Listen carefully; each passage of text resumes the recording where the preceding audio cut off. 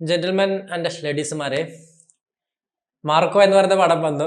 ഉണ്ണിമുകുന്ദൻ നായകനായിട്ടുള്ള മലയാളത്തിൽ ഇതുവരെ കാണാത്ത വയലൻസ് എന്നുള്ള രീതിയിൽ ടാഗ് ലൈനിൽ വന്നിട്ടുള്ള സിനിമ മാർക്കോ. അപ്പോൾ സിനിമ കണ്ട് അയ്യോ അയ്യോ അയ്യോ മൈൻഡ് ബ്ലോയിങ് വയലൻസ് ആണ് സിനിമ. വയലൻസ് എന്ന് പറഞ്ഞാൽ വയലൻസ് വയലൻസ് വയലൻസ് അതിന് വേണ്ടി എടുത്തിട്ടുള്ള ഒരു സിനിമയാണ്. ഫസ്റ്റ് ഞാൻ പറയട്ടെ, ഒരു 10 വയസ്സിന് താഴെയുള്ള കുട്ടികള് അല്ലെങ്കിൽ ഒരു 50 വയസ്സിന് മുകളിലുള്ള അമ്മമാര്, അമ്മായിമാര്, പിന്നെ ചേട്ടത്തിമാര്, ഇവരൊക്കെ കൂട്ടിയിട്ട് സിനിമക്ക് പോയി കഴിഞ്ഞാൽ നിങ്ങളെ വീട്ടിലെത്തിക്കഴിഞ്ഞാൽ അവർ അരിവാള് കൊണ്ട് വെട്ടും. ആ രീതിയിലാണ് സിനിമ എടുത്തു വെച്ചിരിക്കുന്ന വയലൻസ്. അത് അവർ പറഞ്ഞിട്ടുള്ളത് എന്താണ്, അവർ പ്രൊമോഷനിൽ പറഞ്ഞിട്ടുള്ളത് അതാണ് സിനിമയിൽ ഉള്ളത്. അതുകൊണ്ട് തന്നെ വ്യൂവേഴ്സ് ഡിസ്ക്രിപ്ഷൻ ഈസ് അഡ്വൈസ്ഡ്. അങ്ങനെയുള്ള വയലൻസ് ഒന്നും ഇഷ്ടപ്പെടാത്ത ആൾക്കാരെയും കൂട്ടി നിങ്ങൾ സിനിമയ്ക്ക് പോയി കഴിഞ്ഞാൽ മക്കളെ, നിങ്ങളുടേതാണ് റിസ്ക്. നിങ്ങളുടെ സ്വന്തം റിസ്കിൽ അങ്ങനെ പോകാം. ഞാൻ പറയാൻ കാരണം, ലാസ്റ്റ് ഒരു 20 മിനിറ്റ്സ് ഉണ്ട് പടത്തിലുള്ള വയലൻസ് എന്ന് പറഞ്ഞു കഴിഞ്ഞാൽ നിങ്ങൾ ഇന്ത്യൻ സിനിമയിൽ ഇതുവരെ കാണാത്ത വയലൻസ് ആണ്. So that is the violence that took and shot. So you just take care before going this film.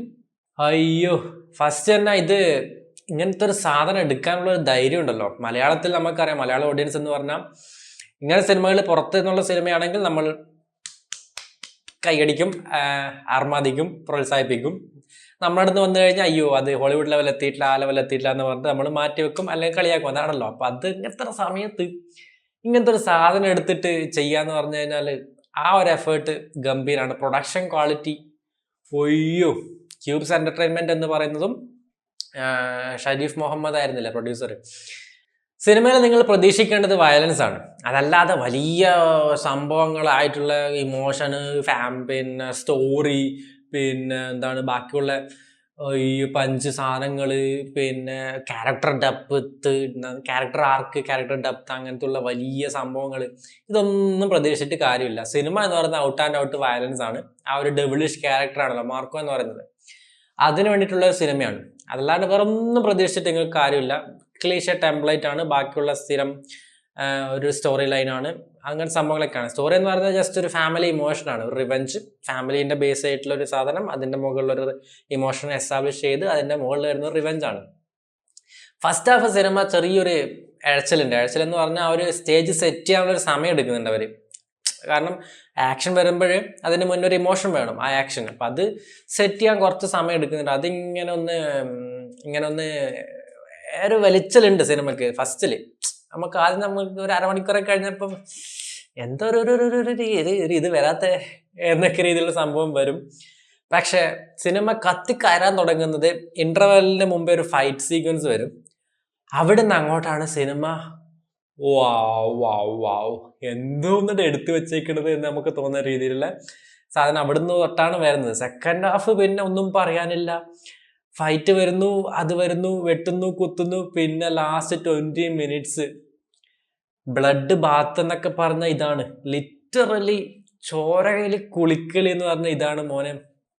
ആ ലെവലില് അത് മേക്ക് ചെയ്തെടുത്തിട്ടുള്ള ക്വാളിറ്റി എന്ന് പറയുന്നത് ടോപ്പ് നോച്ച് ആയിട്ടാണ്. മലയാളത്തിൽ നിന്നുള്ള ഇന്ത്യൻ സിനിമയിൽ തന്നെ ഇങ്ങനത്തെ ഒരു വയലൻസ് സിനിമ വന്നിട്ടുണ്ടെന്ന് എനിക്ക് തോന്നുന്നില്ല. ആ രീതിയിലാണ് ചെയ്തു വെച്ചിരിക്കുന്നത്. അതിന് fight, cinematography, editing, colour grading, അയ്യോ ഫൈറ്റ് ചെയ്തിരിക്കുന്ന മച്ചാൻ ഏത് മാസ്റ്ററാണെങ്കിലും മോനെ പുള്ളി വേറെ ലെവൽ സാധനം. നോട്ട് ചെയ്ത് വെച്ച പുള്ളിയുടെ പേര് നിങ്ങൾക്ക് അറിയാന്നുണ്ടെങ്കിൽ ജസ്റ്റ് ഒന്ന് കമന്റ് ചെയ്യാം.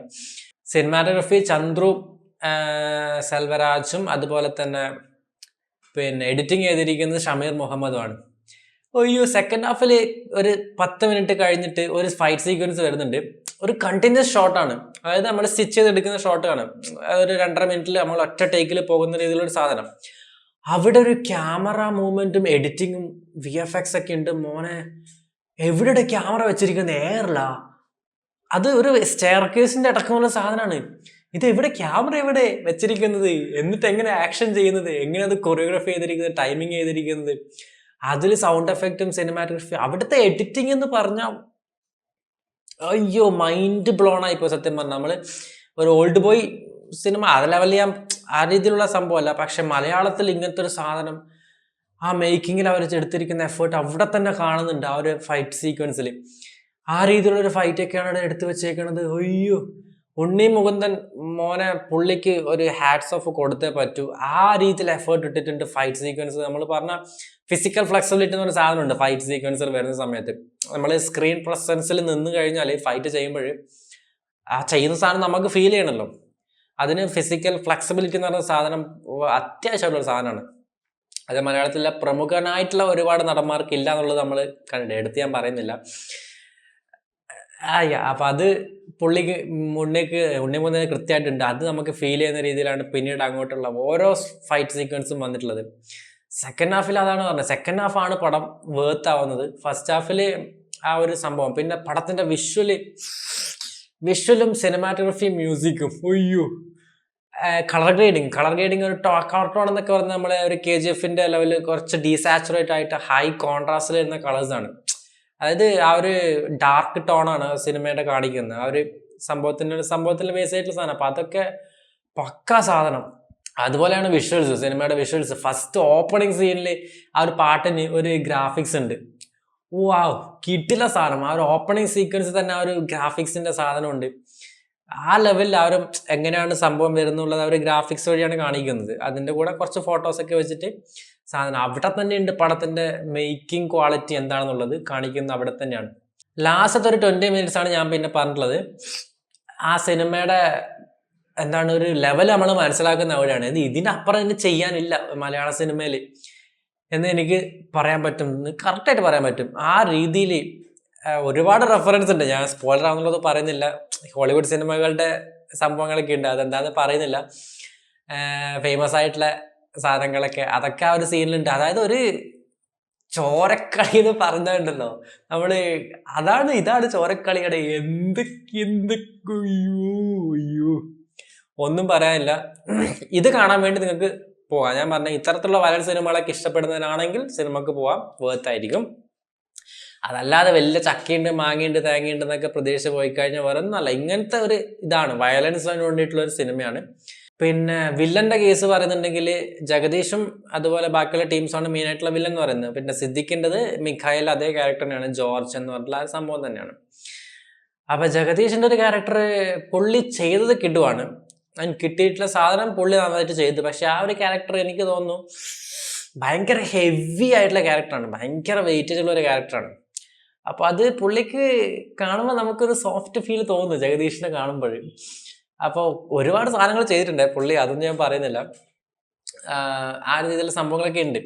പക്ഷെ അത് കുറച്ചും കൂടി ഒരു പവർഫുൾ ആയിട്ടുള്ള വേറെ ആരെങ്കിലും ആയിരുന്നെങ്കിൽ എനിക്ക് തോന്നുന്നു കുറച്ചുകൂടി നന്നായിരിക്കും. പുള്ളിക്കത് താങ്ങാൻ പറ്റാത്തൊരു റോള്, അങ്ങനെയാണ് എനിക്ക് തോന്നിയത്. എന്തായാലും പിന്നെ ലാസ്റ്റ് ഒരു വില്ലൻ വരുന്നുണ്ട്. അതായത് മെയിൻ വില്ലൻ ഇവരൊക്കെ ആണെങ്കിലും ലാസ്റ്റ് ഒരു മൊമെന്റ് എത്തുമ്പോൾ വേറെ ആള് വരുന്നുണ്ട്. നമ്മളെ പുള്ളിയുടെ പേര് കബീർ സിംഗ് എന്നാണ്. നമ്മളെ ടർബോലൊക്കെ ഉണ്ട്. ടർബോല ആ ഒരു ഓപ്പണിംഗ് ഫസ്റ്റ് സീനിലൊക്കെ കാണുന്ന ഒരു ഹെവി ആയിട്ടുള്ളൊരു സൈസുള്ളൊരു മനുഷ്യൻ. പുള്ളി വന്നിട്ട് എൻ്റെ മോനെ പടം അങ്ങ് കത്തി കയറുന്ന അവിടുന്നാണ്. പുള്ളീൻ്റെ ഒരു സംഭവം വന്നിട്ടാണ് അടി എന്നൊക്കെ പറഞ്ഞാൽ നമുക്കിങ്ങനെ ഫീൽ ചെയ്യുന്ന രീതിയിൽ കിൻഡൽ അടിയാണ് പുള്ളിയുടെ. അതാണ് ആ രീതിയിലുള്ള സാധനം ചെയ്ത് വെച്ചിട്ടാണ് പോയിട്ടുള്ളത്. പടം കണ്ടിട്ടുണ്ടെങ്കിൽ നിങ്ങളും ഒപ്പീനിയൻസ് ഒക്കെ കമന്റിൽ പറയണേ. ബാക്കിയുള്ള അത്ര തന്നെ, അതൊക്കെയാണ് മാർക്കും.